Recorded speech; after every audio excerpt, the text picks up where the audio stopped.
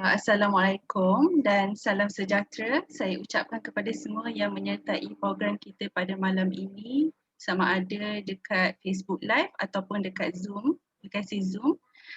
Saya Aina dan saya akan menjadi moderator pada kali ini. Untuk sesi Career Talk Master Series hari ini, bidang yang kami akan bawakan kepada anda adalah pengkhususan kejuruteraan awam ataupun dalam bahasa Inggerisnya ialah Civil Engineering. So pada malam ini, speaker yang kami undang ni bukan calang-calang orangnya ya. Beliau adalah Encik Ahmad Syahril bin Mat Naziri, Timbalan Pengarah Perancangan, Bahagian Pengurusan Lembangan Sungai, Jabatan Pengairan dan Saliran Malaysia. Jadi tanpa membuang masa lagi, saya ingin menjemput Encik Ahmad Syahril untuk mengambil alih sesi kita pada malam ini. Dipersilakan. Okey. Bismillahirrahmanirrahim. Assalamualaikum warahmatullahi wabarakatuh. Selamat, kalau kita ni bahasa kita ni selamat malam lah. Kalau kata setengah-setengah kita ni cakap selamat petang kan. So selamat petang, selamat malam. Harapnya semua orang kata berada dalam keadaan yang santai-santai. Sambil-sambil dengar ni duduklah orang kata sikit-sikit lah penerangan berkenaan dengan kejuruteraan awam. Jadi jarang saya nak bagi talk ni. Kena pula kat saya tak pasti ada anak-anak yang berminat ke tidak dengan civil engineering ni kan. Sebab orang kata bidang ni agak terus terang lah saya cakap. Dia ada nampak macam kurang popular, tetapi sebenarnya banyak sebenarnya peranan yang telah dilaksanakan lah tanpa sedar lah. Ya. Biasanya kami ni banyak duduk di belakang tabir je. Ya. So saya perkenalkan diri dulu. Sebelum tu saya ingat saya just tunjukkan dulu ini kandungan pembentangan saya, dan sekiranya ada pertanyaan dan sebagainya saya rasa akan disampaikan melalui moderator ya. Terima kasih banyak cikgu. Kebetulannya pula saya ni yang pun kata dah diberi tanggungjawab kot sebagai wakil keluarga saya 3 generasi Ansara ni sekarang ni. Apa orang kata dia lah orang kata satu-satu je. Agak-agaknya yang lain tu rasa-rasa nak keluar juga mungkin lah. Sebab yang 2 lagi tu pun alhamdulillah seorang buat kejuruteraan elektronik. Sekarang dah jadi pensyarah dekat UNIMED. Dan adik saya seorang lagi sekarang ni jadi pakar forensik dekat hospital Raja Perempuan Zainab, Kelantan. Maknanya kalau kata agaknya kita tak jumpa dia lah. Sebab yang jumpa dia selalu orang tak hidup lah. So kita nak lah macam tu kan, kita nak tahu kalau kata dia kalau kata tuan punya badan nak memperkenalkan bidang dia, insya-Allah lah nanti bolehlah jemput. Okey. So 5 je topik saya hari ni. Sikit pengenalan tentang diri saya. Yang kedua, saya akan perkenalkan tentang kejuruteraan awam. Yang ketiga, pengalaman saya sendirilah, dan ada sikit lah apa orang kata life lesson yang bagi saya sebenarnya kalau kata untuk siapa-siapa antara kita yang nak meneruskan perjuangan, eloklah hayati lah life lesson ni. Dan yang last sekali tu saya bukalah ruang untuk sesi soal jawab. Ya.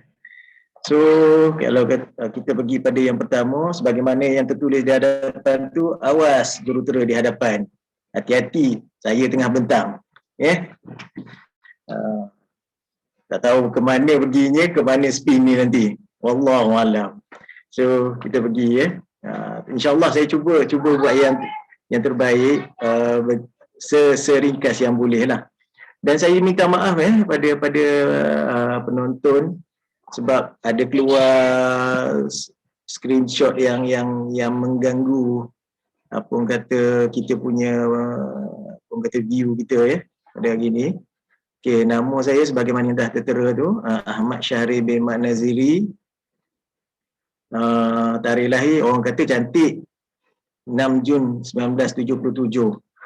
Jadi kalau cari naik kereta nampak sebuah kereta plate 6677 tu mungkinlah saya punya satu. Jadi dan setakat ni pendidikan tertinggi saya setakat ni lah ijazah sarjana kejuruteraan air yang saya ambil dekat UPM. Dan pengalaman kerja saya tu orang kata adalah sikit sebanyak 1 di orang kata KB Development tu, itu merupakan apa orang kata syarikat pemaju hartanah. Pack Plus adalah kontraktor, syarikat kontraktor.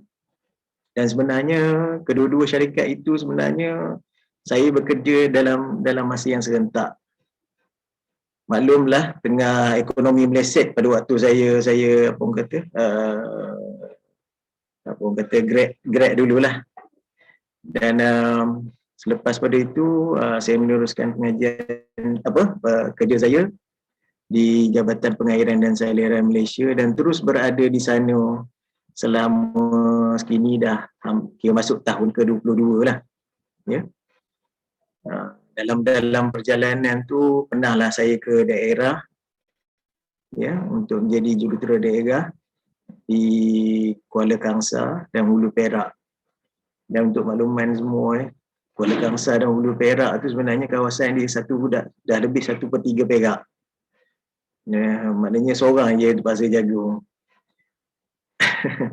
Dan kita adalah staf-staf kita, cuma tak ramai lah, maknanya untuk kaki tangan pengurusan profesional tu dia cuma ada seorang saja. Manakala yang lain-lain tu semua kaki tangan pelaksana berjumlah 99 orang pada waktu tu. Dan dalam masa yang sama sempat saya bertugas di Kementerian Sumber Asli dan Alam Sekitar. Pada waktu tu Kementerian Sumber Asli dan Alam Sekitar, sekarang ni Jabatan Pengairan dan Saliran ni diletakkan di bawah Kementerian Alam Sekitar dan Air. So cumanya orang kata attachment saya tak, orang kata saya pernah di-attachkan di kementerian pada waktu itu. Dan dalam masa yang sama sambil-sambil apa orang kata bekerja tu, saya sambil-sambil juga ambil peluang dan ambil pengalaman untuk mengajar. Dan kebetulan saya diberi peluang untuk mengajar di Universiti Putra Malaysia untuk peringkat apa orang kata ijazah sarjana muda, masters dan juga PhD. Dan untuk Universiti Teknologi Malaysia pula saya diberi peluang untuk mengajar pelajar-pelajar peringkat diploma. So alhamdulillah lah, semua peringkat dah ada. Dalam orang kata dalam sambil-sambil tu. So sekarang ni saya ditempatkan di bahagian pengurusan lembangan sungai, Jabatan Pengairan dan Saliran Malaysia. Kini diberi amanah sebagai timbalan pengarah lah, timbalan pengarah perancangan. Bila sebut perancangan ni maknanya banyak kena main otak lah jawabnya. Mujur tak botak, ada rambut lagi. So kalau ikut sejarah, siapa yang buat perancangan ni dia dah hilang rambut dah. Tapi alhamdulillah lah masih ada lagi. Dan ada yang bertanya kenapa hitam lagi, ada bubuh apa-apa? Saya kata tak ada apa-apa, jangan risau. Ni asli, jangan risau. Okey. Okey, so saya akan meneruskan ke subjek yang sepatutnya kita bincangkan lah. Maknanya pada anak-anak yang berkeinginan berhajat nak melanjutkan pengajian dalam bidang kejuruteraan awam. Jadi apa orang kata saya tunjukkan sedikit teaser di yang mana anak-anak dapat lihat di skrin. Dan sebenarnya untuk makluman semua, siapa yang nak jadi jurutera awam, dia macam cerita P.Ramlee tau.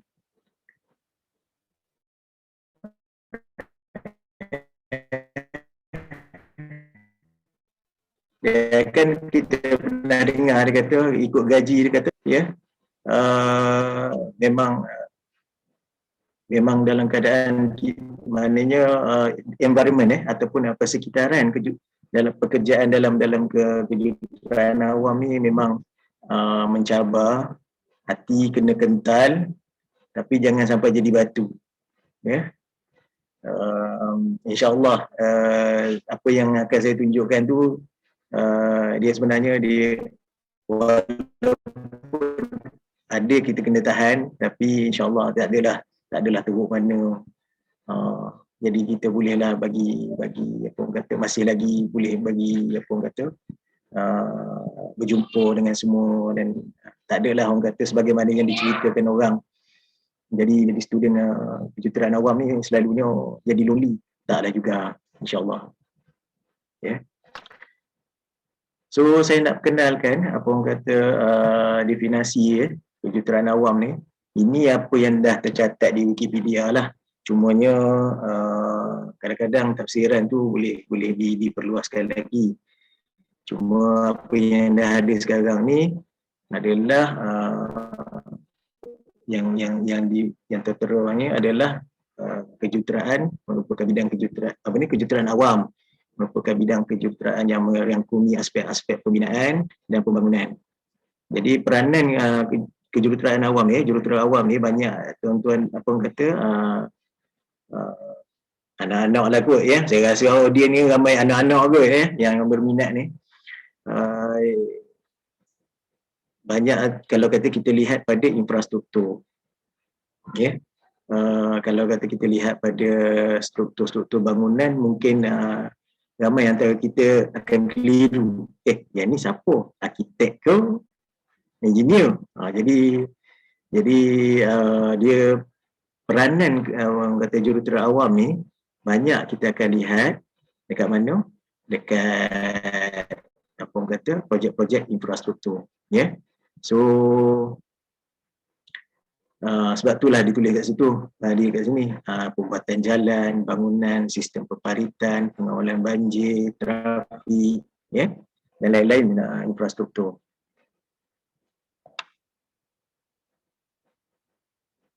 Okey. Yang ni adalah slide berkenaan dengan tempoh pengajian. Dan maklumat ni sebenarnya saya dapat daripada sumber yang tertera di dalam yang mana tuan adik-adik anak-anak dapat lihat dekat skrin So saya tak dapat maklumat tentang matrikulasi dengan A-level. Cuma apa yang saya tahu memang 2 tahun untuk anak-anak lah yang sekarang ni, generasi sekarang. Tapi masa saya dulu saya dapat peluang untuk maknanya melalui apa orang kata peringkat matrikulasi dalam tempoh 1 tahun sahaja. So sekarang ni rasanya saya tak pasti ada lagi tak ditawarkan apa orang kata matrikulasi dalam tempoh 1 tahun. Dan untuk diplomanya pula biasanya 3 tahun. Ijazah sarjana muda sekarang ni memang tidak dapat memang 4 tahun. Untuk peringkat sarjana ni pula saya letakkan 1 hingga 3. Sebenarnya dia terpulang kepada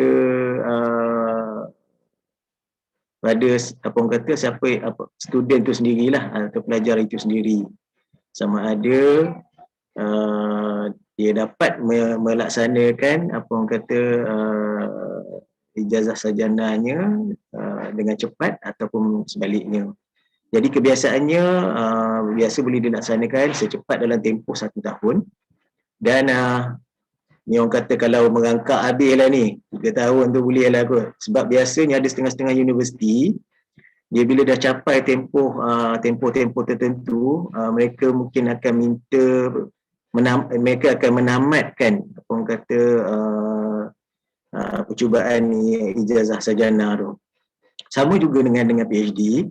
Saya letak 1 tahun tu sebab kadang-kadang daripada sarjana, daripada ijazah sarjana tu dapat disambung dia punya kajiannya, dan keperluan sedikit saja keperluan, maknanya ditambah sedikit dan mereka dapat habiskan dalam tempoh 1 tahun. Kebiasaannya dalam tempoh 3 tahun, ya. Dan dia kalau kata secara berpanjangan tu dan berterusan 5 tahun lah. Kalau tidak, dia sampai betul-betul lah macam yang kita duk sebut selama ni, takut jadi permanent head damage pula. Jadi lagi bahaya. Ya. So yang tu lah antara sebab saya pun tak pergi lagi, tengah mencari-cari topik. InsyaAllah lah kalau ada peluang.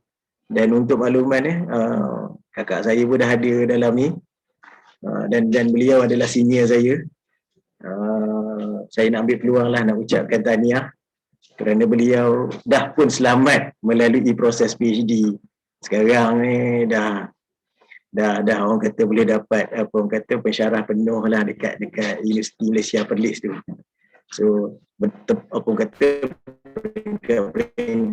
yang orang yang berhati wajar dan kental dia, dan akal yang betul-betul waras dan orang kata betul-betul tenang yang boleh lalu tu.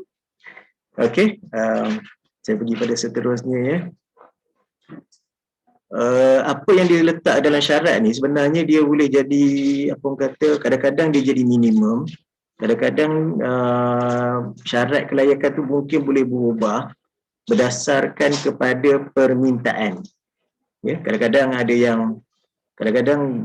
yang dilonggarkan, saya pun tak pasti.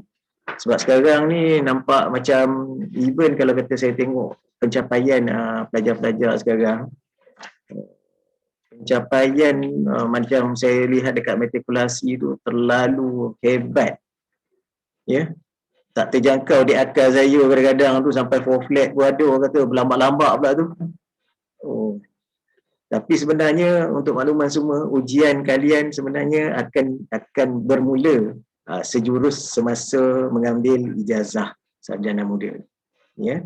Yang lain-lain tu kadang-kadang mungkin lecturer bagi diskaun. Cuma bila dah masuk peringkat ijazah sarjana muda, ijazah sarjana dan PhD, tapisan terhadap pencapaian tu akan jadi semakin lama semakin ketat. Ya. So ini adalah kos anggaran je lah, anggaran kos pengajian. Kalau kira zaman saya dulu, masa saya grad tahun 99, saya cuma maknanya ambil lebih kurang sekitar 13,000 sahaja untuk menyelesaikan ijazah sarjana muda saya.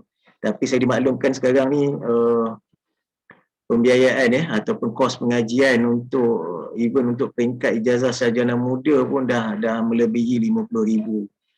Yang mana saya kira agak perit jugalah. Dan saya nampak agak semakin sukar untuk dapatkan beasiswa. Jadi saya nampak hari itu ada inisiatif daripada Ansara untuk bagi talk berkaitan dengan pengalaman-pengalaman mereka yang berjaya dapat beasiswa. Yang tu baguslah. Sebab saya sendiri pun saya dapat orang kata pinjaman boleh ubah. Tak dapat pun scholarship. Jadi tak boleh nak share lah pengalaman orang kata kalau ada pernah dapat beasiswa. So semakin lama dia akan jadi semakin mahal lah. Walaupun tempohnya kadang-kadang kalau kita lihat semakin singkat. Cuma orang kata input tu akan jadi banyak. Okay. Dan untuk makluman anak-anak kejuruteraan awam ni, sebab dah nama dia kejuruteraan awam, maknanya kita akan deal dengan apa orang kata elemen manusia, ya, dan alam. Tak dapat lari. Jadi untuk makluman anak-anak, bila apa yang saya tunjuk subjek ni, subjek yang berkaitan dengan kejuruteraan awam sahaja. Ya. Apabila join nanti dalam peringkat ijazah sarjana muda, anak-anak akan kena belajar lebih pada ini. Maknanya ada subjek-subjek daripada bidang mechanical, electrical, yang mana kena juga ambil subjeknya. Ya. Sebab apa? Ya. Sebab apa? Ya. Antara sebab paling utamanya adalah sesiapa yang menjadi jurutera awam, kebiasaannya mereka akan mengetuai satu-satu projek. Ya. Mereka lah yang akan mengetuai reka bentuk, dan mereka juga lah yang akan mengetuai pasukan pembina. So nak tidak mahu tidak mahu, subjek-subjek lain mesti juga kena sekurang-kurangnya difahami. Ya. Sebagai contoh saya sendiri duduk sekarang ni bekerja di Jabatan Pengairan dan Saliran. Kita ada projek-projek tertentu, namun demikian ada elemen-elemen mekanikal dan elektrikal yang kita kena tahu, yang untuk membolehkan sebarang arahan yang kita akan berikan kepada jurutera elektrikal dan juga jurutera mekanikal, dia maknanya jive dengan perancangan. Jadi macam contoh, saya bagi contoh, saya mungkin kena tahu tentang pump. Ya, saya kena tahu tentang pump, saya kena tahu sistem electrical pump tersebut. Ya. Dan macam contoh, saya pernah bertugas di pusat kawalan smart. Ya. Kalau pada siapa warga Kuala Lumpur, mungkin kan tahulah, kita ada satu struktur yang begitu unik, ya, satu-satunya di dunia ni, ya, yang mempunyai dua fungsi, terowong yang mempunyai dua fungsi. Tak ada dah kat dunia ni, satu je, dan satu tu berada di Kuala Lumpur. Dan alhamdulillah saya dapat peluang untuk bertugas kat sana. Jadi kita kena tahu segala-galanya, sistem elektrikalnya, ya, sistem mekanikalnya, sebab ada gate yang perlu dioperasikan, ya, pump yang perlu dioperasikan. Jadi kita kena tahu semua tu, dan membolehkan arahan-arahan yang rasional dapat diberikan kepada jurutera mekanikal dan elektrikal. Jadi nak tak nak memang banyak. Untuk makluman semua, masa saya buat ijazah sarjana muda, maksimum credit hours, pada siapa-siapa yang mungkin tahu, sekarang maksimum credit hours saya adalah sebanyak 30. Dan itu kekal dalam sepanjang semester, sehinggalah dekat-dekat nak habis. Dan sekiranya anak-anak dah habis, dah tamat pengajian, ingin mendaftar, ya, dengan Badan Jurutera Malaysia, ya, dan sebenarnya dia tidak ada pilihan, yang ini wajib, ya. Jadi badan ataupun lembaga jurutera, lembaga jurutera Malaysia. So bidang yang berkaitan yang boleh didaftarkan, untuk mendapatkan taraf engineer profesional, ya, jurutera profesional, ada 11, ya, sebagaimana yang tertera di skrin. Jadi bolehlah, maknanya daripada awal, maknanya boleh merancang, ya. Elok daripada sekarang anak-anak boleh merancang ke mana halanya, ya. Dan untuk makluman semua, kesemua bidang ini mempunyai masa depan yang sangat baik. Sebabnya, untuk makluman, saya ambil contoh bangunan. Untuk makluman, bangunan dia, teknologi dia akan berubah setiap masa, reka bentuknya akan berubah setiap masa. Jadi di atas lokasi yang sama, mungkin ada 2-3 jenis bangunan akan bersilih ganti. So mengikut masa, ya. Ada setengah-setengah negara, mereka menetapkan polisi bangun satu-satu bangunan itu untuk berada di satu-satu lokasi untuk tempoh beberapa lama sahaja. dan kena diruntuhkan selepas itu dan dibangunkan dengan pembangunan baru. Jadi bidang-bidang ni semua ada dia punya potensi dia lah. Dan macam untuk saya berada dekat bidang yang ke-11. Ya. Jadi bagi kami isu berkaitan dengan kecukupan air, satu, kebersihan air yang kedua, memang setiap masa akan menjadi apa orang kata highlights lah, ya. Dan keperluannya akan sentiasa diperlukan. Dan untuk makluman semua, sekiranya nak apa orang kata ke arah environmental tu pun sebenarnya alam sekitar, kejuruteraan alam sekitar pun bagus juga, ya. Maknanya sebab kita cabaran apa orang kata alam sekitar makin lama makin hebat. So memang keperluan terhadap jurutera alam sekitar tu memang diperlukan. Okay. Okay, saya teruskan. Ini adalah prospek, ya. Ini cuma jangkaan sahaja, ya. Saya tahu ada yang meletakkan harapan tinggi terhadap apa orang kata kerjaya di dalam kejuruteraan awam, ya. Di dalam kejuruteraan awam, pengalaman memainkan peranan utama yang akan menentukan pendapatan masing-masing. Ya, lagi banyak pengalaman, lagi tinggilah pendapatan. Dan sebenarnya kenapa? Sebab setiap jurutera awam, maknanya prestasinya ditentukan oleh produk, ya, ataupun hasil, ya. Jadi lebih cepat satu-satu produk ataupun hasil itu dapat dicapai, maknanya lebih pakarlah seseorang itu dan nilainya akan jadi lebih mahal, ya. Dan apa yang saya boleh share dengan anak-anak semua, ya. Saya ambil contoh, yang ni apa yang tertera secara purata saja, ya. Saya ambil contoh secara purata saja. Kalau kata saya nak ambil satu contoh,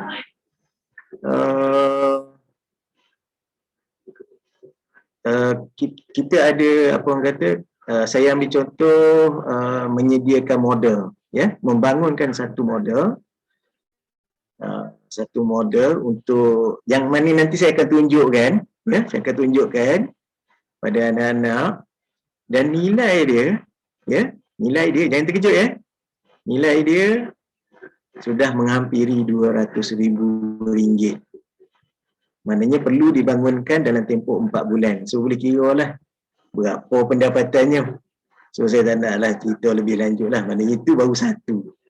Kalaulah kata seorang itu berkepakaran tinggi, maknanya mereka boleh menghasilkan 2 atau 3 lagi, dan boleh agak-agak lah, ya. Dia memang dah tak ada dah dalam jadual ni, ya. Tapi ini adalah anggaran kasar sahaja, ya.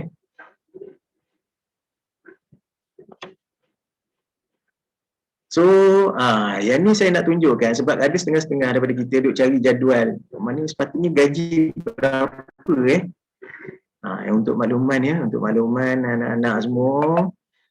Ini kalau ikut tak, ini adalah jadual skala gaji yang pihak kerajaan bayar sekiranya kita perlukan apa orang kata perkhidmatan tuan-tuan di luar sana. Ya, perkhidmatan tuan-tuan di luar sana. Inilah skala gaji yang kita akan kira. Dan kena tengok kat situ, ya, dia kata gaji pokok, maknanya tak masuk allowance lagi. Dan inilah yang menyebabkan ramai apa orang kata graduan-graduan muda banyak memohon untuk bekerja di dalam sektor awam. Ya. Sebabnya macam saya tunjuk tadi dalam slide sebelum ni, kan kita nampak kan, ya, apabila dalam tempoh setahun salary yang bakal diterimanya adalah sedikit. Sebab di sektor swasta mereka melihat latihan adalah satu pelaburan. Ya. So Di dalam sektor kerajaan pula kita memang nak bina apa orang kata, kita nak bina keupayaan seseorang tu. Dan akhirnya itulah kadang-kadang yang mana dah pakar tu kan, dia nampak macam saya sebut tadi, nampak maknanya rasanya dia boleh kejar yang tu, maknanya dia bolehlah capai pendapatan yang lebih baik. So mereka akan menuju ke arah sana lah. So kalau boleh lihat kat sini, inilah ya, dia punya pendapatan apa gaji pokok. Minta maaf, saya cuba nak dapatkan. Okay, maaf saya. Alright. So itulah sedikit sebanyak berkaitan dengan apa orang kata, sedikit sebanyak berkenaan dengan apa orang kata kejuruteraan awam. So sekali lagi saya tunjukkan, awas, saya sedang nak menceritakan tentang pengalaman peribadi saya. So awaslah, berhati-hati. Ada suka, ada duka, ada serius, ada yang seronok, ya. Tapi itulah asam rencam saya selama 22 tahun. Dan untuk makluman semua, 22 tahun, itulah umur saya semasa saya memulakan kerjaya saya sebagai jurutera awam di Jabatan Pengairan dan Saliran. Ya. Alhamdulillah saya diberikan apa orang kata rezeki untuk menamatkan pengajian sebelum saya mencapai umur 22, dan dapat kerja walaupun dalam sewaktu ekonomi sedang meleset, sebelum graduasi. Jadi saya dapat hasil daripada pengesahan apa orang kata, keputusan keputusan peperiksaan terakhir saya tu.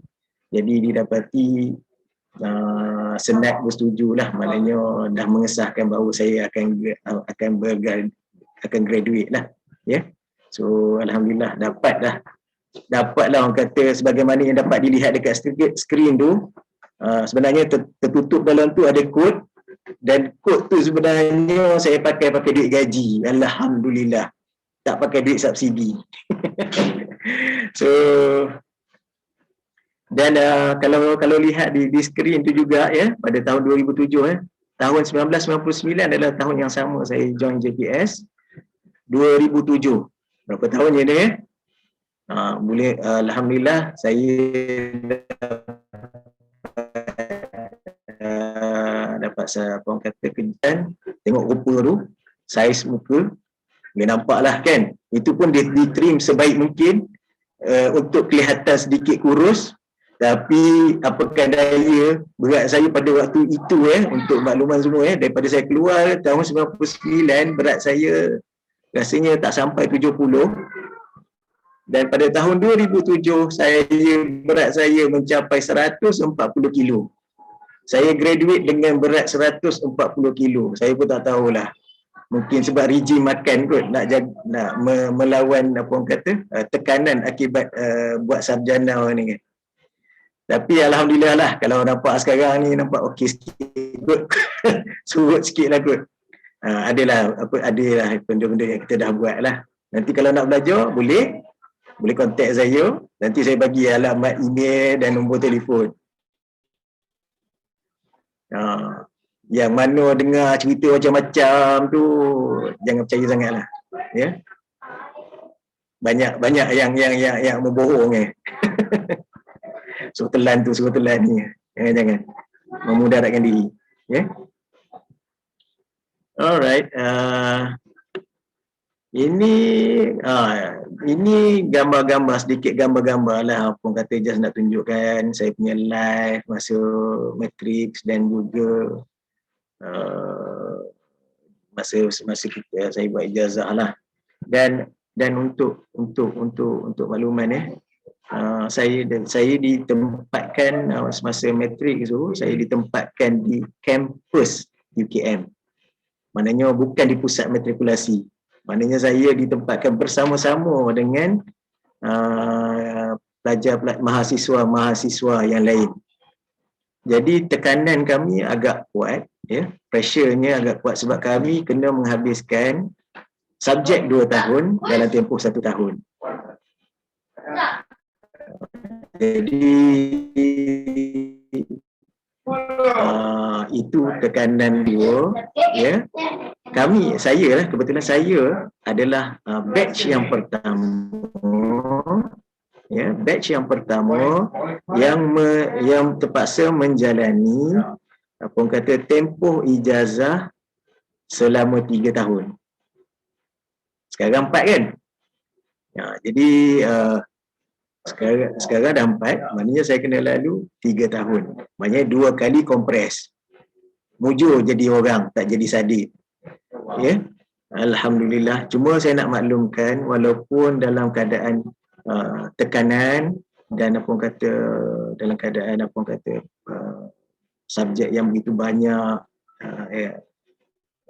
dan apa orang kata isu-isu lain yang perlu diambil kira lah. Macam contoh, saya ambil contoh, ya. Kadang-kadang ada antara kami yang duduk kat universiti ni tunggu duit, ada yang tunggu duit beasiswa dan sebagainya, tak dapat-dapat.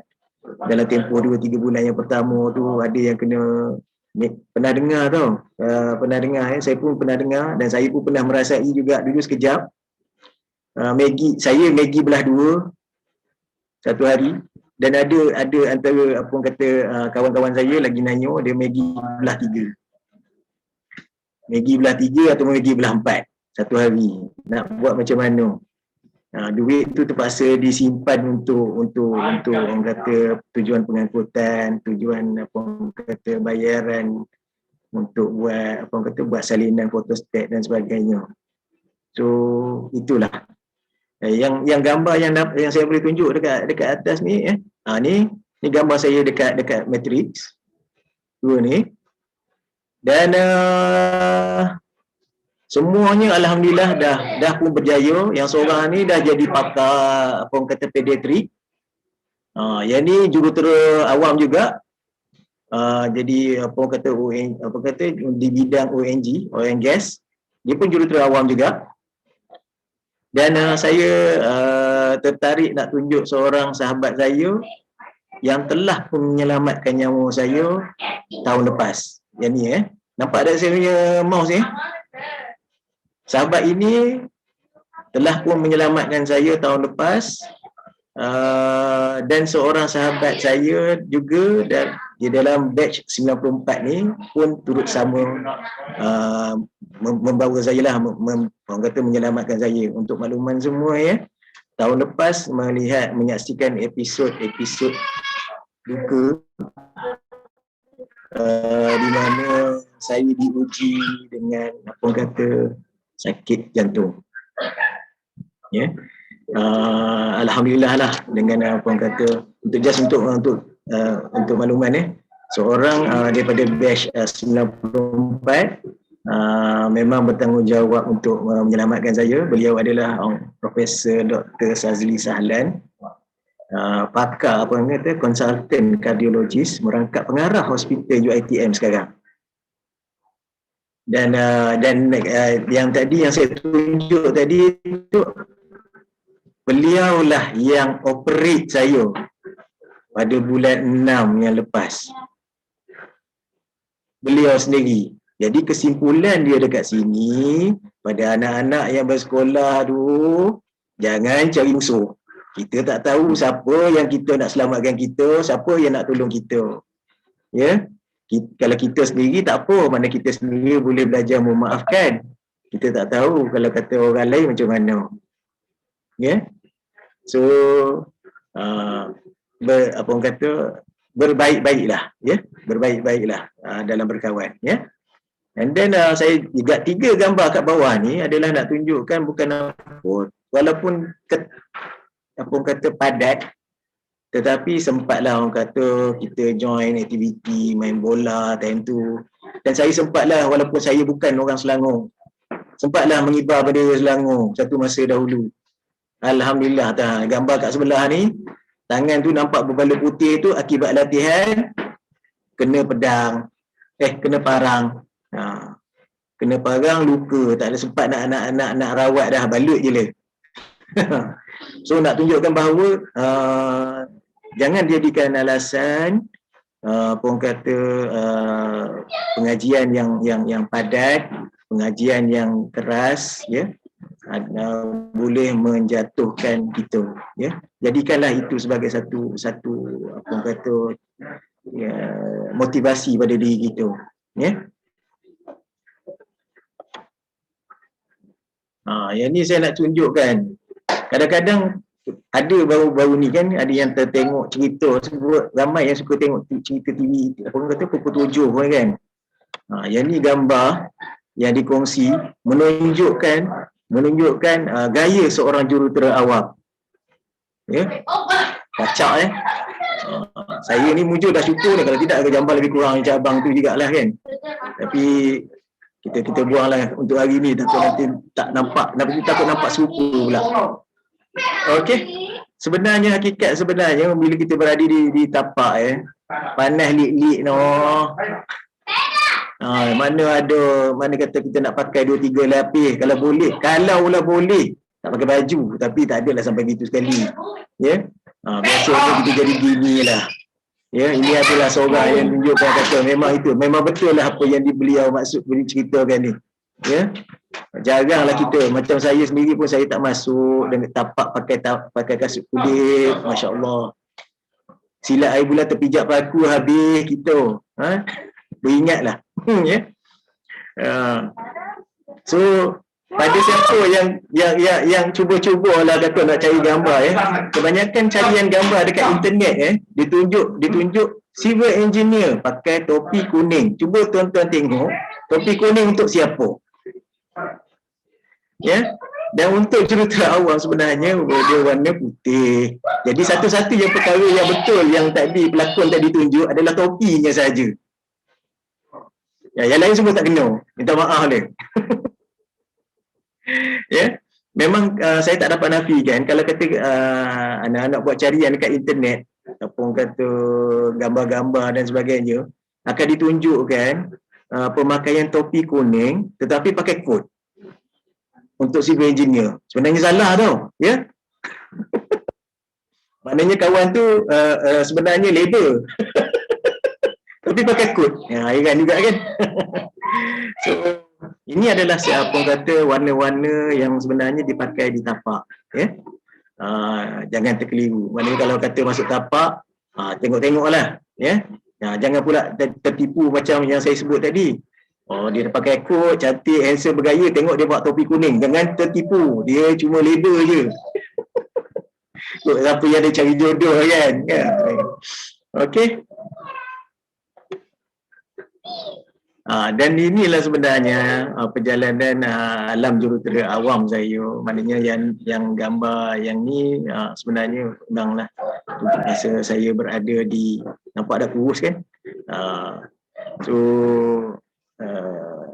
Ini pengalaman bekerja yang pertama saya di apa kata syarikat kontraktor dan apa kata developer maju tadi. Dan kalau siapa yang jadi anak Seremban mungkin tahu area Senawang, ya, ada kita panggil Catalea Square. Itu adalah projek pertama saya. Ya, jadi sekarang dah jadi pusat apa orang kata komersial lah dekat sana. Ya. Yang lain-lain ni saya nak tunjukkan gambarnya. Pakai topi putih lah. Jangan pakai topi kuning. Nyodah nanti. Dan saya sebenarnya nak tunjukkan bahawa sebagai jurutera awam, kita sebenarnya ada banyak peranan. Ya, lebih-lebih lagi siapa yang jadi jurutera awam dalam sektor awam sendiri, ya, sektor perkhidmatan awam, banyak peranan yang kena dibawa oleh seorang jurutera awam. Satu, memang betul-betul dibawa peranan sebagai apa kata sebagaimana yang semua maklum, berada di tapak, ya, melakukan reka bentuk dan sebagainya. Kadang-kadang dia kena bagi taklimat. Dia kena masuk dewan, apa orang kata dewan undangan negeri, kena bagi apa orang kata kena dah juga menyelami perkara yang di luar pengetahuan semasa kita ambil kursus kejuruteraan awam. Dan pengalaman saya sendiri akhirnya menyebabkan saya menyedari bahawa semua subjek yang anak-anak belajar semasa di Ansara, lebih-lebih Ansara Taiping, semuanya terpakai. Hatta sejarah sekalipun. Jadi dekat mana tau? Dekat mana? Apabila saya tak bercerita tentang berkenaan dengan satu orang undang-undang. Bayangkan juruterang awam tu pasal cerita pasal orang undang-undang.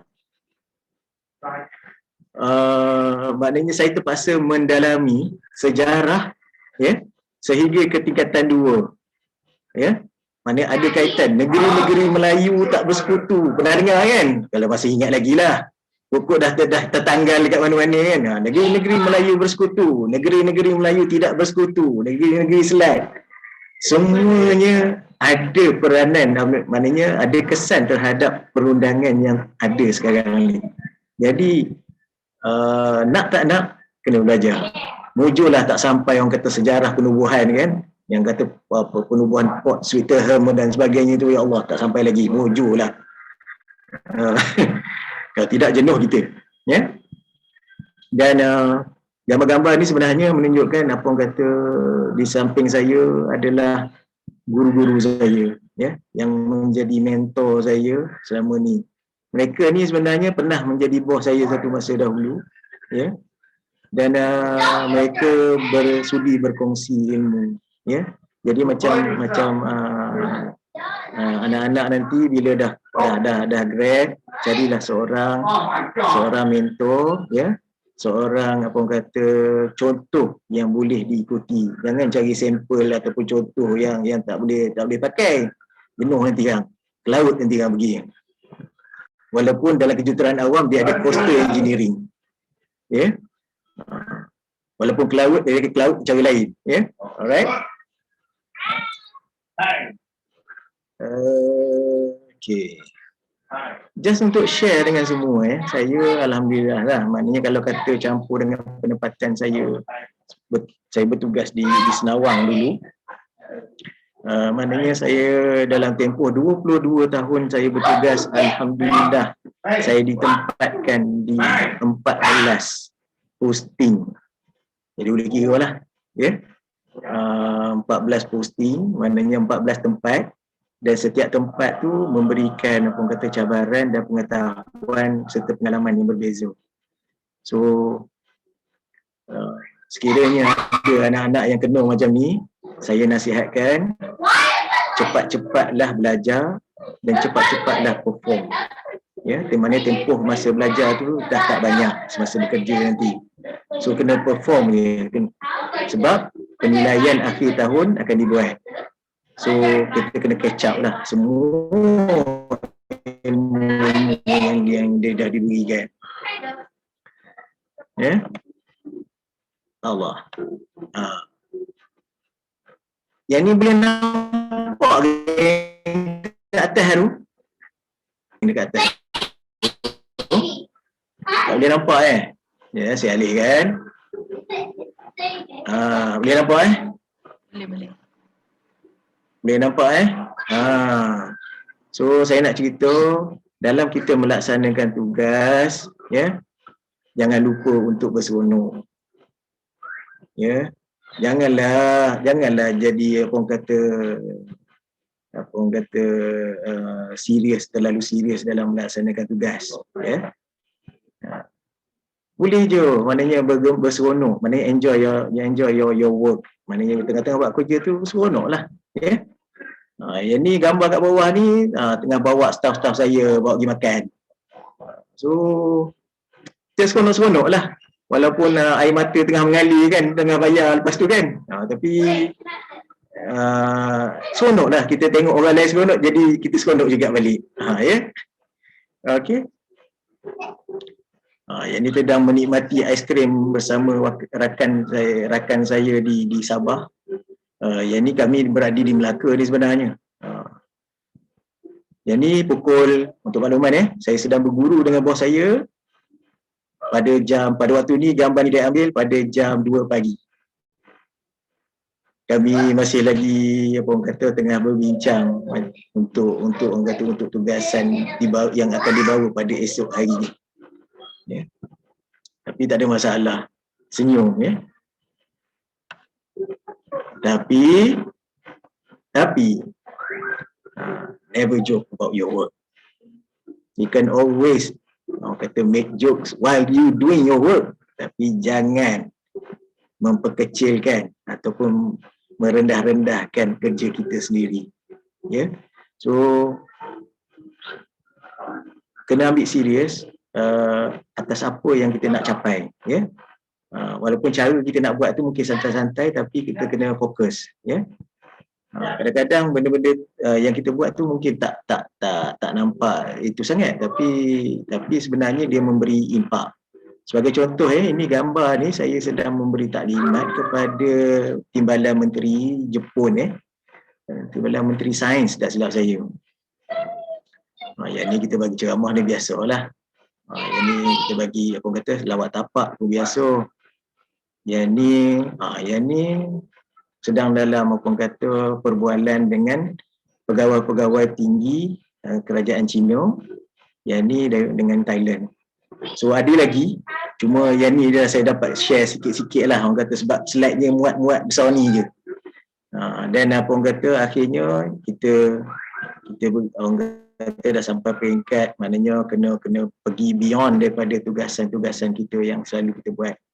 Sekarang dia bagi orang kata paksalah bagi orang kata sediakan plan tindakan, plan strategik dan sebagainya.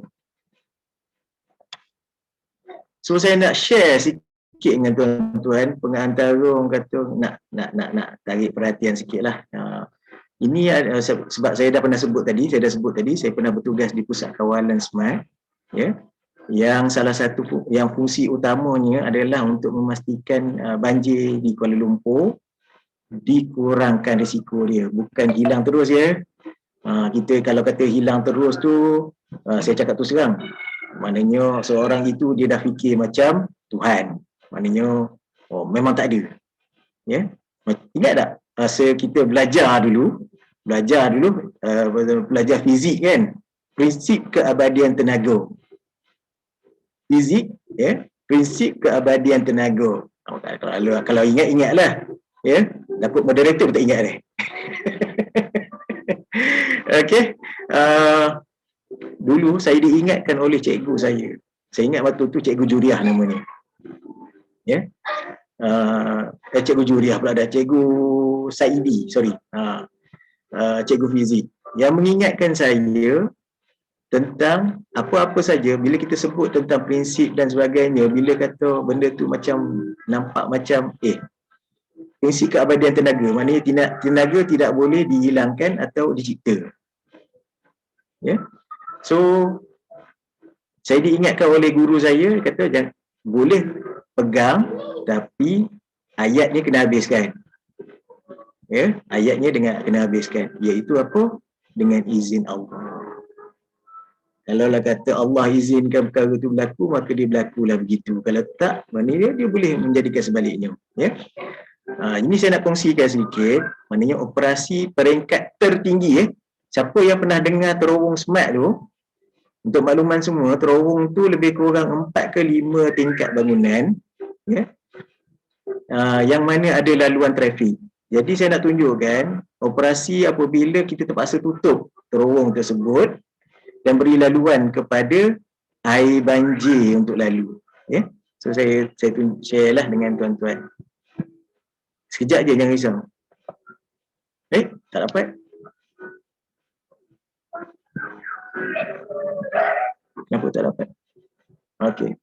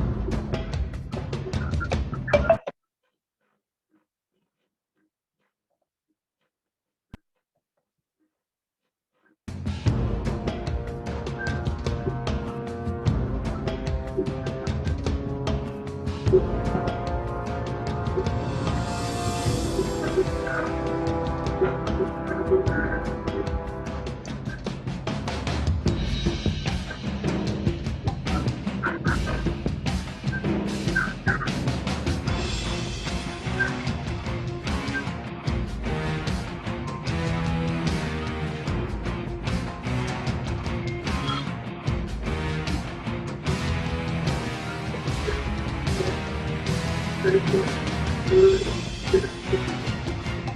air dah mula nak masuk terowong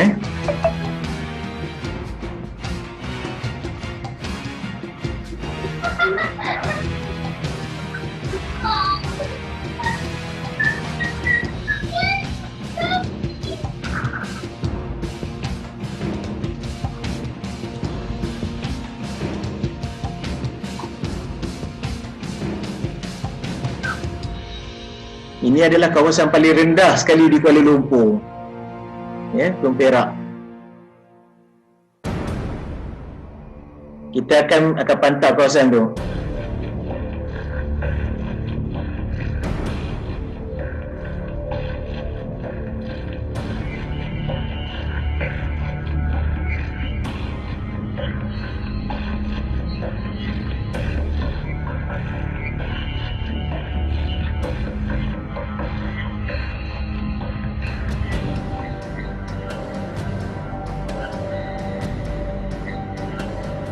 Ini dah mula tutup siapa yang pernah lalu Smart Tunnel tu, mana dekat jalan tu ada satu gate yang menutupnya.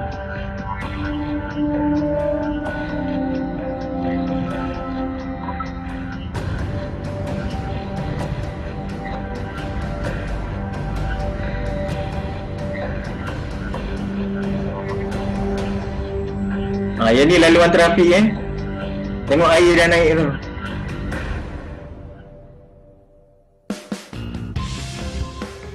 Last kali kita nampak gelap sebab kamera dah padam sebab ditenggelami air.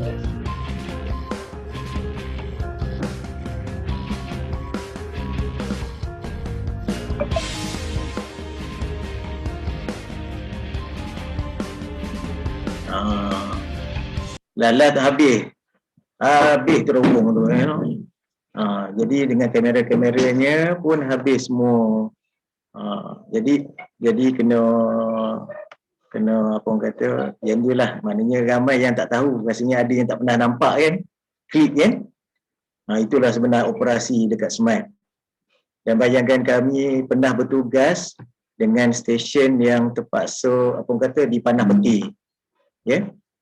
Stesen yang di Panah Peti, dan kami kehilangan semua apa orang kata komunikasi pada waktu itu.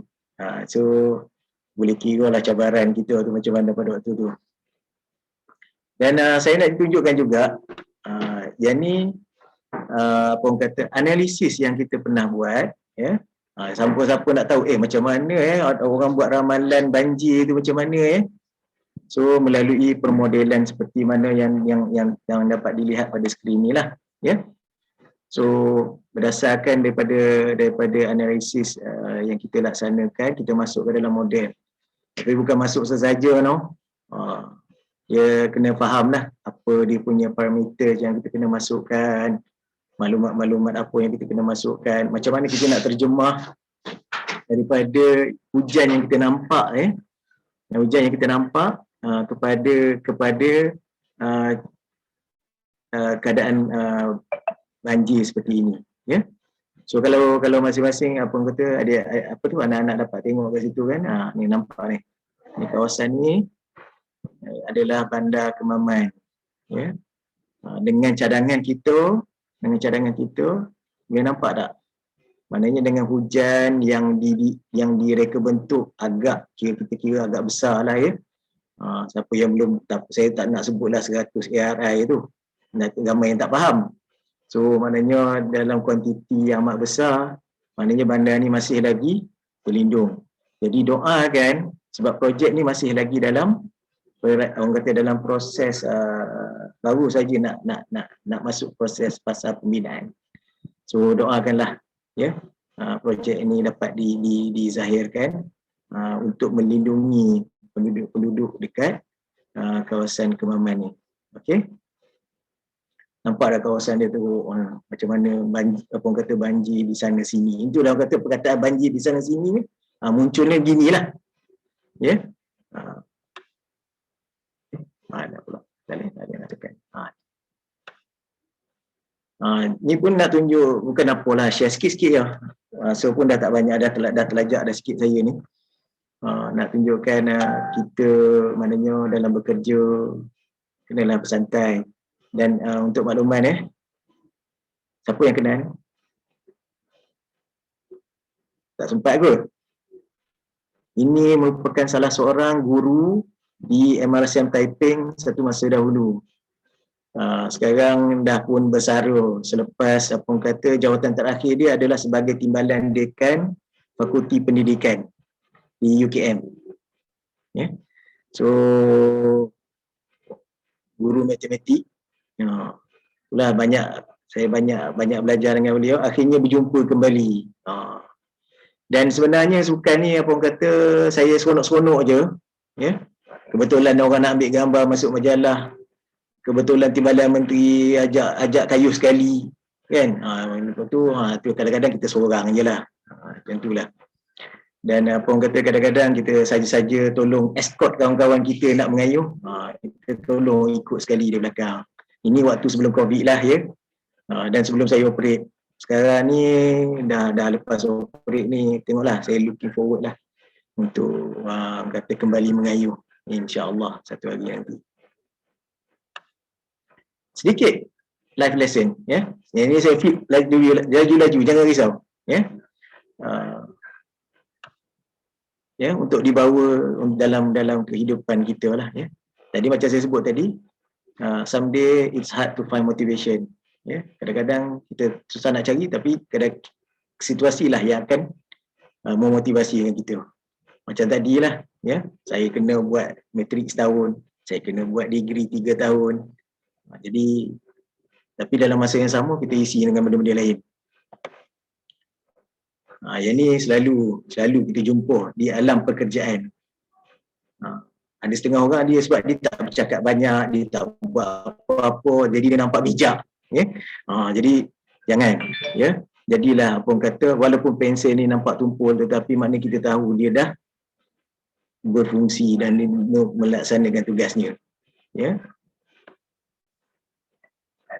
Sebelum bagi apa-apa statement, kena tahulah situasi anak-anak berada di mana. Jadi kadang-kadang kita sebut-sebut kan kita pernah dengar apa kata peribahasa, apa kata meludah ke langit terkena muka sendiri kan. Yang itulah. So kena berhati-hatilah kadang-kadang kita nak cakap apa-apa dan sebagainya, kena hati-hati. Yang ni sebenarnya agak-agak apa dia ni? Nampak macam apa orang kata sedang dikejar harimau kan? Memang ya pun. Pengajaran dia di sini, bukan semua pengikut kita adalah peminat kita. Bukan semua kena ingat kadang-kadang ada yang ikut dengar kita apa semua, buat baik dengan kita, tapi sebenarnya itulah mungkin niat sebenarnya nak memangsakan kita. So berhati-hatilah. Dan yang ni yang mana saya gunakan sehingga ke hari ini, saya gunakan sehingga ke hari ini, even untuk saya penilaian terhadap staf-staf saya. Orang yang tinggi adab, walaupun kurang ilmu, itu lebih baik berbanding orang yang tinggi ilmu tetapi tidak ada adab. Kalau kata apa gunanya ilmunya yang tinggi tapi kalau kata tak beri manfaat. So saya bukan apa, kalau kata kita nak kira ilmu yang tinggi itu, iblis lagi tinggi ilmu dia daripada kita. Tetapi dia dah dijanjikan neraka. Disebabkan apa dia? Disebabkan adab, sombong, sifat yang sombong. Okey. Rasanya saya terlajak 10 minit. Ke terlajak banyak minit dah sebenarnya ni. Sorry lah, minta maaf banyak-banyak moderator. Galit sangat. Tak apa. Okey, terima kasih kepada Encik Syaril atas penyampaian yang sangat menarik. Video pun sangat menarik. Soundtrack video pun macam filem Avenger dah. Okey, kali ini kita buka ruang untuk soalan daripada penonton. Okey, jap saya bacakan soalan daripada chat box ya. Okey, silakan. untuk soalan yang pertama. Sekejap. Okey, ada satu soalan ni, dia tanya macam mana Encik overcome nak mencari peluang pekerjaan tu waktu ekonomi waktu tu tak berapa nak bagus. Bagus soalan. Dia macam ni, dia syarat pertama, syarat pertama apabila berada dalam keadaan ini adalah jangan terlalu memilih. Saya suka nak kongsi pengalaman kawan-kawan saya yang mana seperjuangan dengan saya, graduate sama-sama, dan apa yang kami ni title macam saya dapat kat sana jadi assistant site engineer, tapi site engineer-nya tak ada. Ada juga antara kami dapat title project manager, besar namanya tu, tetapi gajinya diberi kurang daripada 1,000 sebulan. So pada waktu tu kami try, orang kata cuba berada dalam kerja, bukan untuk apa, mana kita ambil lah orang kata letakkan niat untuk belajar. Sebab kalau kata sebab macam saya sebut tadilah, tanpa pengalaman saya yakin maknanya orang kata pendapatan kita pun takkan jadi sebanyak mana. Sebab memang dalam alam pekerjaan, jangan kata kejuruteraan awam lah, saya rasa yang lain-lain pun sama. Kemampuan untuk kita menghasilkan lebih produk akan meningkatkan nilai kita. So kadang-kadang maknanya ambillah peluang walaupun yalah gaji tak banyak, cubalah. Tahanlah dulu. Pada waktu tu saya bawa motor je kot. Bayangkan motor masa belajar tu, itulah motor saya kerja. Jadi even saya tak dibekalkan motor untuk meronda dalam tapak, jadi saya guna motor saya juga. Mojo beli EX5, jadi lasak, alhamdulillah. Jadi bolehlah merempit dalam tapak tu. Jadi alhamdulillah lah. So itulah saya boleh cakap, keywordnya satu je, tu je. Jangan memilih. Okey. Okey, terima kasih atas jawapan yang sangat jelas. Okey, untuk soalan yang kedua, semasa Encik Syaril belajar dulu, apa yang perlu dicipta atau dibuat untuk lulus dalam pelajaran bidang kejuruteraan ini? Dia apa? Dicipta? Dia kata, maksudnya ada tak tips untuk lulus dalam pelajaran bidang kejuruteraan ni? Okey. Soalan engineering ni, dicipta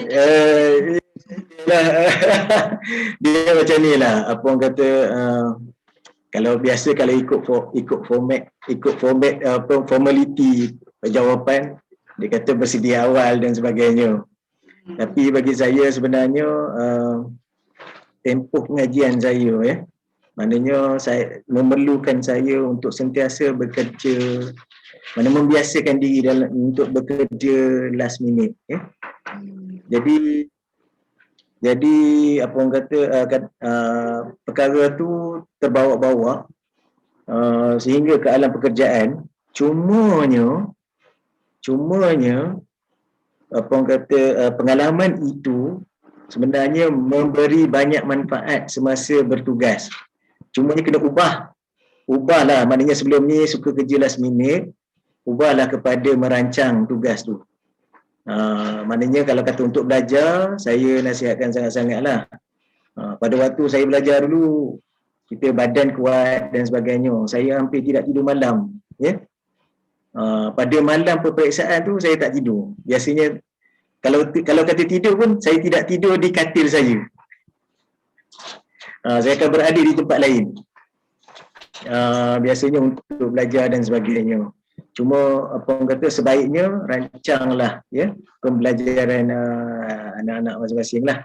Jangan tunggu last minute. Cumanya apa yang dibuat tu banyak mengajar saya macam mana nak survive dengan keadaan kerja sekarang. Yang banyak kadang-kadang permintaan Ya, untuk makluman semua ya. Realiti kerja sekarang tidak seperti tidak seperti yang mana kita bayangkan. Ya.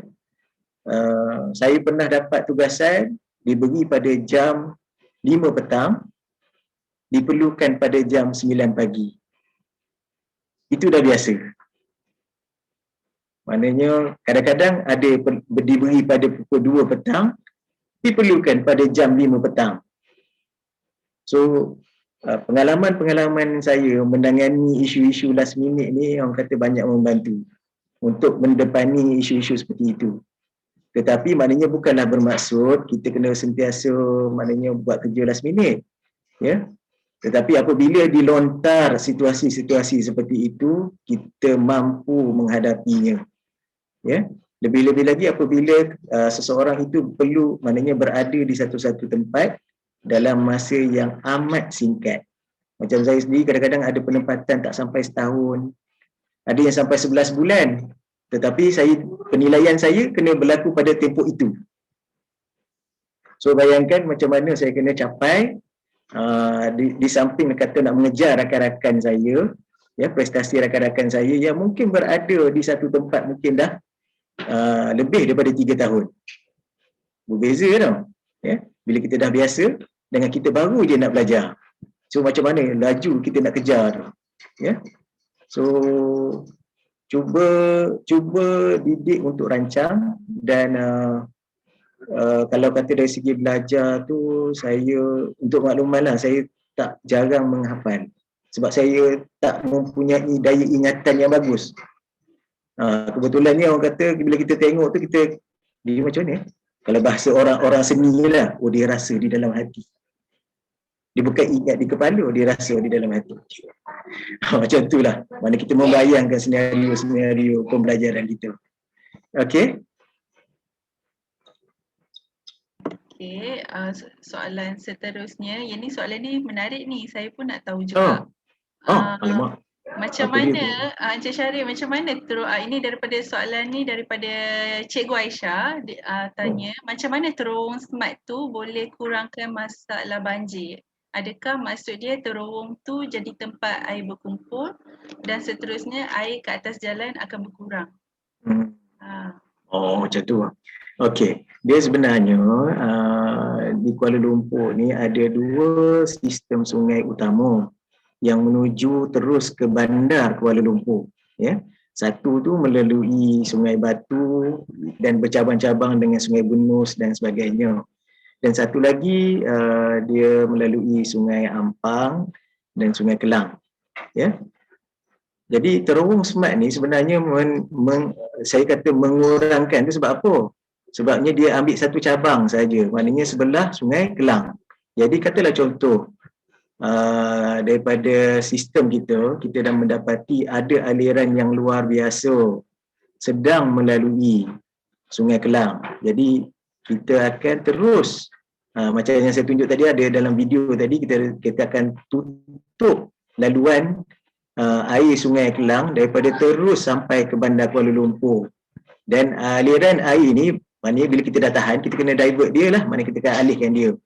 So alihnya nanti kita alihkan ke kolam Kampung Berembang. Ya, ada satu kolam dekat Ampang sana. So daripada kolam tersebutlah nanti air yang banyak-banyak ni akan masuk ke dalam terowong smart tu, dan dia akan keluar ke satu lagi kolam, kita panggil kolam Taman Desa. Dan akhirnya daripada kolam Taman Desa ni, siapa yang biasa dengan Kuala Lumpur lah, maknanya dia dah pun melepasi apa orang kata Bandaraya Kuala Lumpur. Maknanya air aliran banjir tadi, dia tak lalulah kat Kuala Lumpur tu.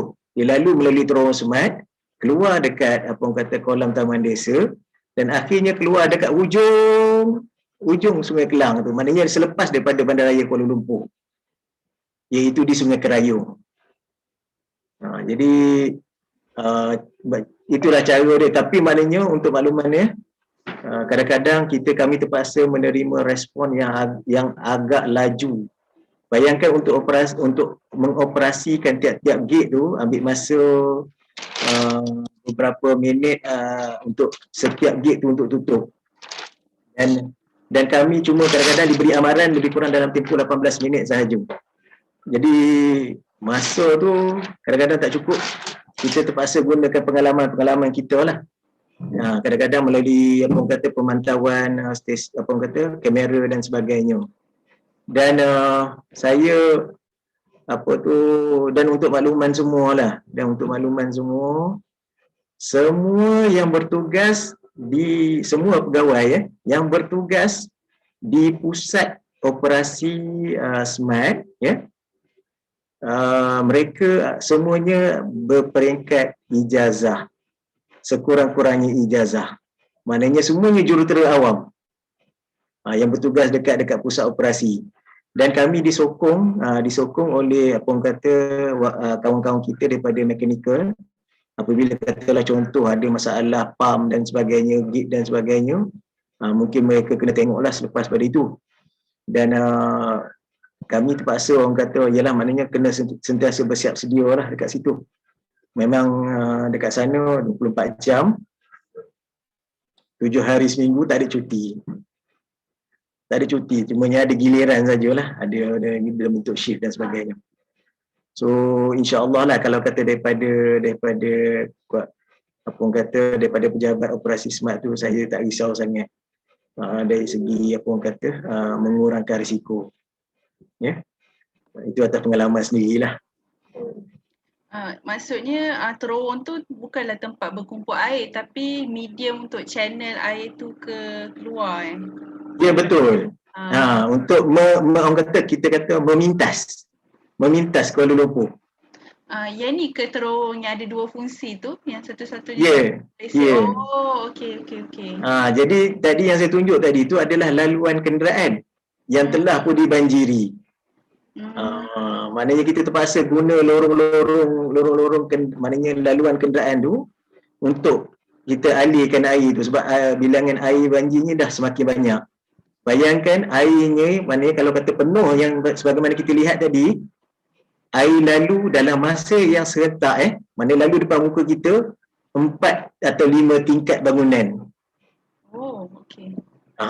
Bayangkan dia punya magnitude dia apa tu? Dia punya magnitude dia. Okey, lagi satu soalan.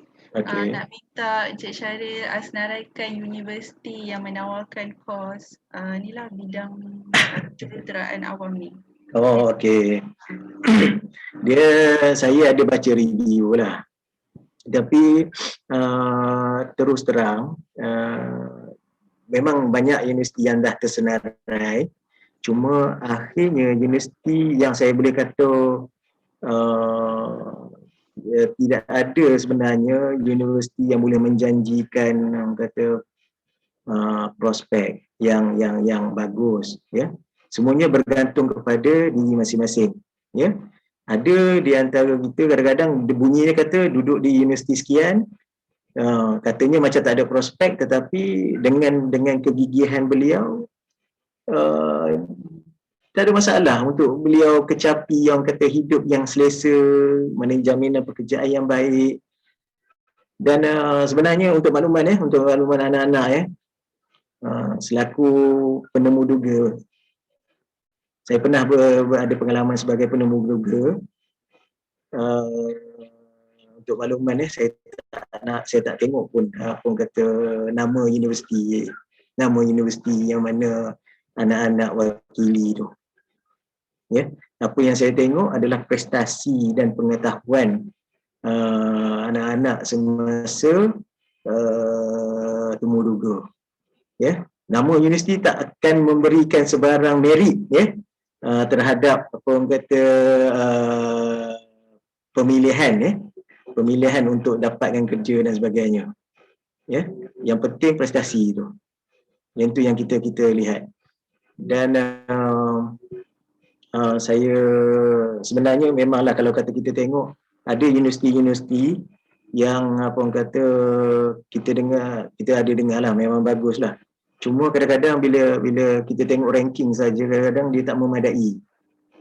Untuk makluman saya kalau kata kawan-kawan saya di IPTA dan di IPTS boleh itulah mengesahkan.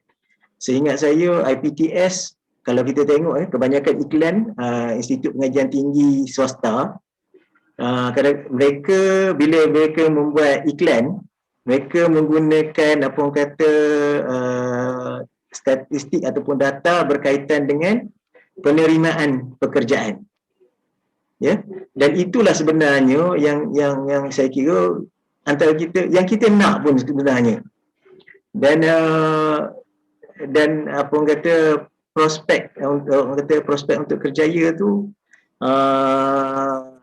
maknanya kadang-kadang kita kena letakkan kembali juga, ada sikit-sikit jugalah peranan pensyarah. Maknanya kalaulah kata pensyarah tu memberikan tumpuan kepada pelajar-pelajarnya, mungkin pelajarnya mungkinlah itu sebahagian kecil saja. Yang sebenarnya balik semula kepada pelajar itu sendiri. Ya. Daripada mana gradnya, saya sebenarnya terus terang kita tidak ada masalah. Tapi bila kita bagi soalan temuduga, tak boleh jawab, walaupun dapat A, kita tengok dekat slip tu, memang tak lepas jugalah. So kesimpulannya memang atas diri pelajar tu sendirilah, tak bolehlah nak depends on universiti mana kan sebenarnya. Yang kepada how the student tu present themselves. Okay. Okay, ada lagi satu soalan. Di antara 11 cabang civil engineering, mana yang mempunyai prospek yang paling tinggi?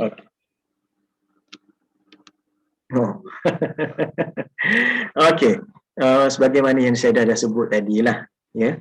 Semua mempunyai prospek yang baik.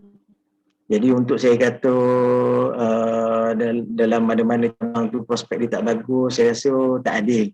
Dan sebab cumanya saya ingin menyatakanlah untuk bidang saya, ya, untuk bidang yang saya ceburi ini, prospeknya sangat besar, ya.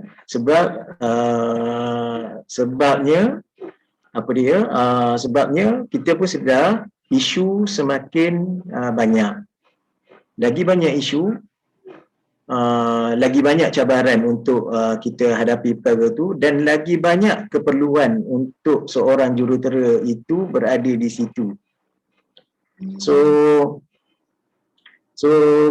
maknanya katalah contoh banjir kita tengok banyak. So itu isu, maknanya kita perlukan jurutera untuk menyediakan pelan-pelan tebatan banjir. Ya, pelan-pelan pengurusan banjir. Minta maaf, saya tak berapa suka pakai pelan tebatan ni. Kataan tebatan ni dia God mode dia panggil. Tebat ni mustahil, kita boleh uruskan saja. Dan macam contoh kita ada isu kualiti air, ya, isu kualiti air semakin tercemar. So kita perlukan teknologi dan bagaimana cara untuk merawat. So keperluan terhadap jurutera awam ni makin lama makin meningkat, ya. Jadi tak pernah untuk air ni dia orang kata dia tak pernah surut lah dia punya keperluan dia. Dan setakat ini peruntukan yang diberikan oleh kerajaan untuk infrastruktur. Hello? Okey. Yeah. Okey, peruntukan kerajaan yang disalurkan untuk infrastruktur memang alhamdulillah lah saban tahun semakin baik, maknanya peluang-peluang pekerjaan itu pun semakin baik. Cuma competition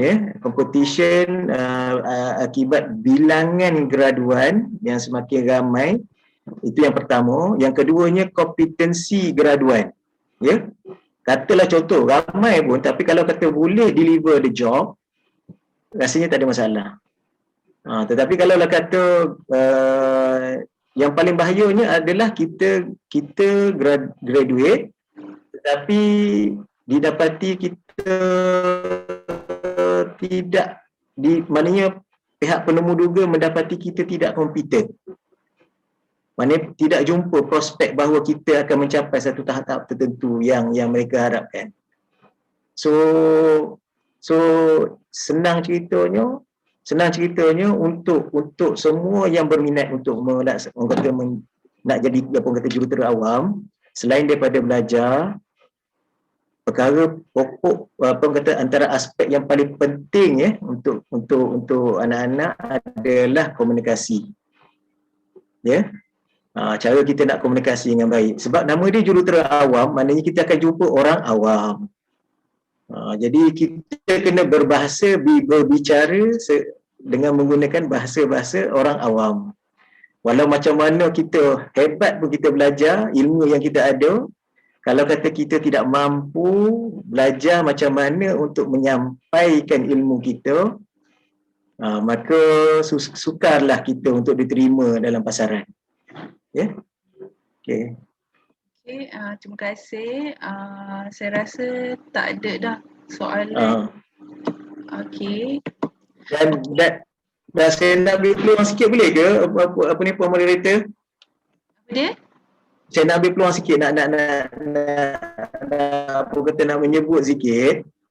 Boleh. Apa orang kata kadang-kadang hasil daripada perbualan macam apa kata perkara-perkara seperti inilah, ya. Diharap dapat memotivasikan apa orang kata anak-anak untuk mengambil bidang kejuruteraan awam.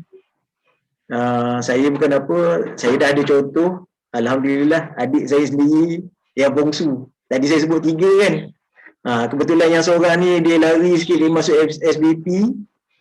Tapi dia balik semula, dia ikut jejak langkah saya jadi jurutera awam.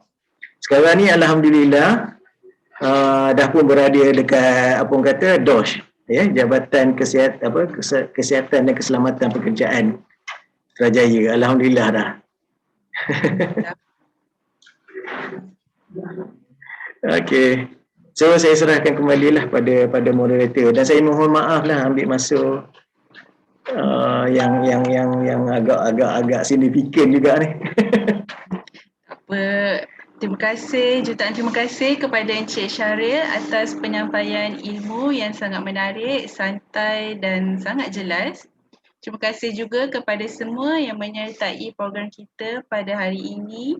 Kepada siapa yang ingin menonton kembali rakaman slot ni, boleh pergi ke laman sesawang channel YouTube Ansara Taiping, dan sesiapa yang ingin mengikuti dan mengetahui lebih lanjut tentang program-program yang dianjurkan oleh Ansara Taiping, boleh subscribe kepada channel Ansara Taiping dan jangan lupa tekan butang like.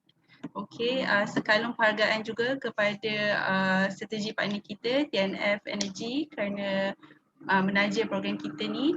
Saya berharap sesi kali ini akan memberikan 1000 manfaat kepada semua yang menonton.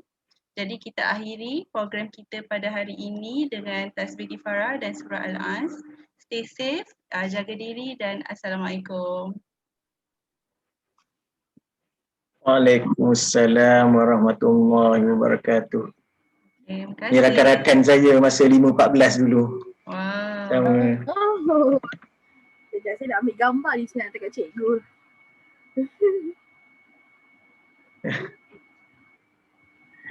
Okay. Terima kasih Cik Syahril. Menarik sangat. Terima kasih. Sama. Saya suka video tu. Saya tahu tentang smart terowong tu. Saya faham tentang smart terowong. Itulah, alamak lupa nak share.